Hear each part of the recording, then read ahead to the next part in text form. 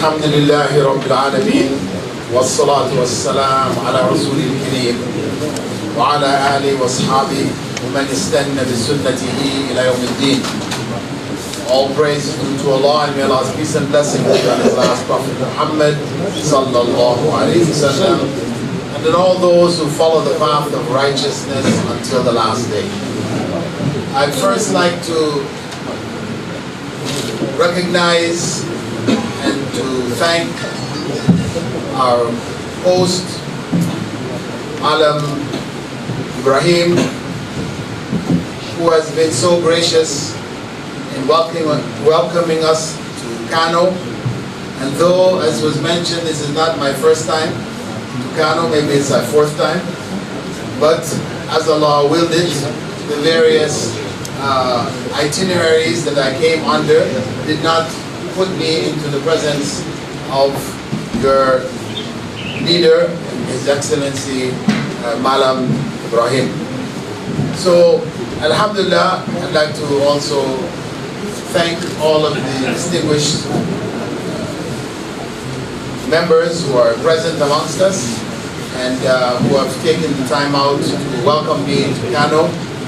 And I hope that I will remain in your du'as after I've left, as you all will remain in my du'as.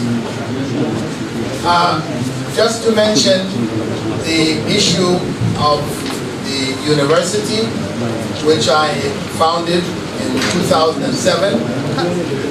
That university is primarily an Islamic university. It is called the Islamic Online University. And the number of students who are currently in the university exceeds 300,000 students. So in the past 9 years, we have grown from 0 to 300,000 plus students. The university is primarily a charitable university because our main campus, our first campus, was the free Islamic diploma. So the vast majority of our students, of that 300,000 students, 294,000 study at no cost at all. It is completely free.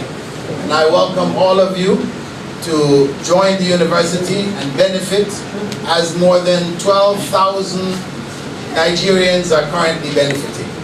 So it is not a matter of now introducing the university to Nigeria. Already there are more than 12,000 students from Nigeria studying in this university. Alhamdulillah. And what is particularly unique about the university is not that we offer Sharia only, though that's where we started, but we are also offering degree courses in education, in banking and finance, in information technology, as well as business administration and psychology, and we're planning to offer also in public health, in mass communications, as well as in agricultural economics. We plan to add those 3 disciplines in the coming year. What is particularly unique about this, because I'm sure these courses all exist already in the universities of Nigeria, but what is particularly unique is that these courses are all taught from an Islamic perspective. All of our professors are Islamically conscious, what they may call an Islamist, those who have a concern that Islam has a role to play in all areas of learning and understanding. So all of our courses, all of our professors are required to present their topics from an Islamic perspective. And now, for example, if you might wonder how in business administration would you present this from an Islamic perspective? If we consider that one of the biggest areas of management and administration, business, is that of marketing. Marketing. Now marketing, as it is taught from the West, from the Western perspective, from the secular Western perspective, that field is a field of deception. The majority of the principles that are taught, or a large portion of the principles taught, violate the teachings of Islam. So this is something dangerous, even for the country, because as you are producing people who are skilled in the areas of business and marketing, but they are coming from a Western perspective, then they are harming the society more than they're benefiting them. This is reality. Alhamdulillah, among them will be some who have an Islamic consciousness and they can spot some of the things that are not right. And so they try to do what is right. However, just to give you a quick example, in marketing, you are told that the best salesman, because marketing is about selling a product, right? So the best salesman is the one who can sell sand to the desert Arabs. This is the best salesman.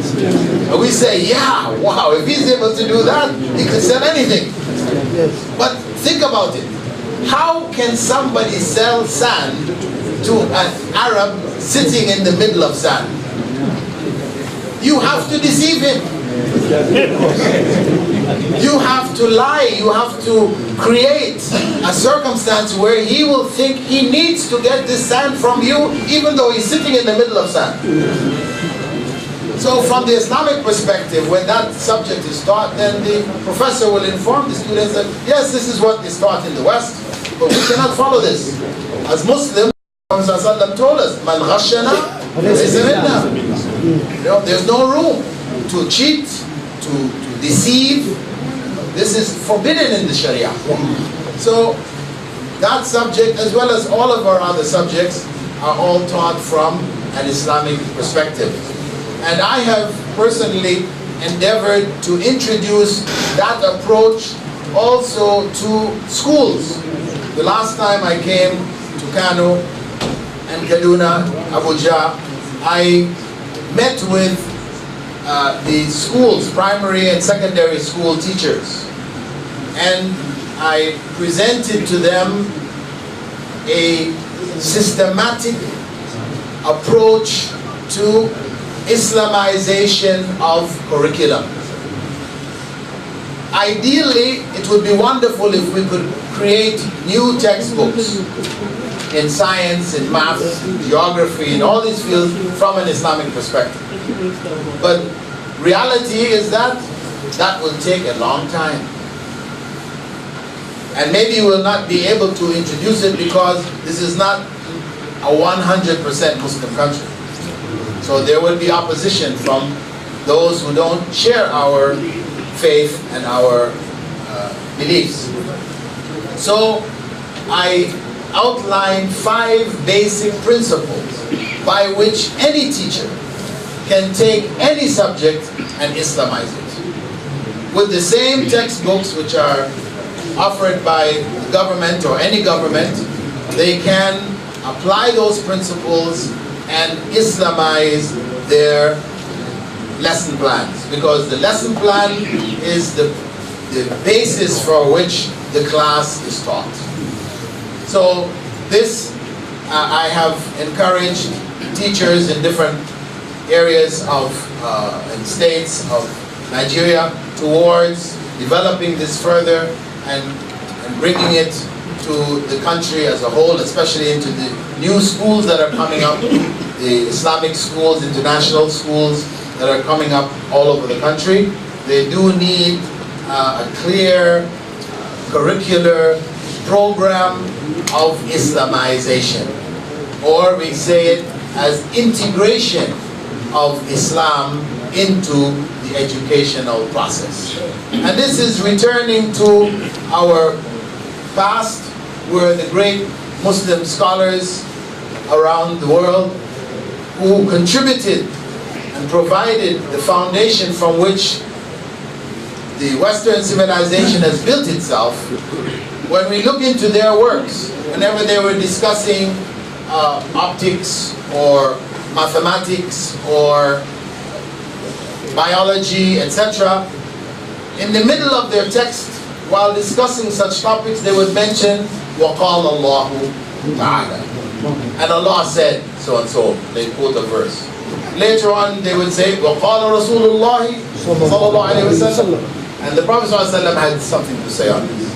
And this is the reality, that Islam has a place to play in all aspects of our lives.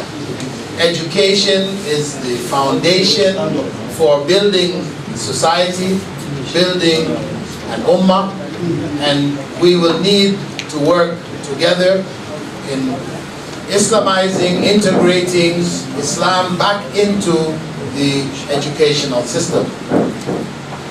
And alhamdulillah, this is what I hope to be a part of that process further here in Nigeria. Alhamdulillah, we hope to work with various organizations, institutions, universities, etc., towards this common goal, needed here as well as across the Muslim Ummah. So again, I just would like to reiterate my thanks, gratitude to the host, Malam Ibrahim Shikaru, and I welcome you all to keep me in your du'as, as I will keep you in mind. And I hope also that you would work with me in this mighty project which we have instigated. I hope that you will be a part of it. It has a place in education, but it really has a place in all aspects of our lives. Because Islam is not just rituals, customs, and traditions. It is, as we always say, a way of life. Meaning that it should be found everywhere, in every aspect of our lives. We don't have a portion of our life which is for Islam and another portion which is not for Islam. There's no such thing as a Friday Muslim or a Ramadan Muslim. We may see them, but they are not true Muslims. The true Muslim is 24/7 Muslims, inshallah. Barakallahu feekum, jazakumullah khair. Assalamu alaikum.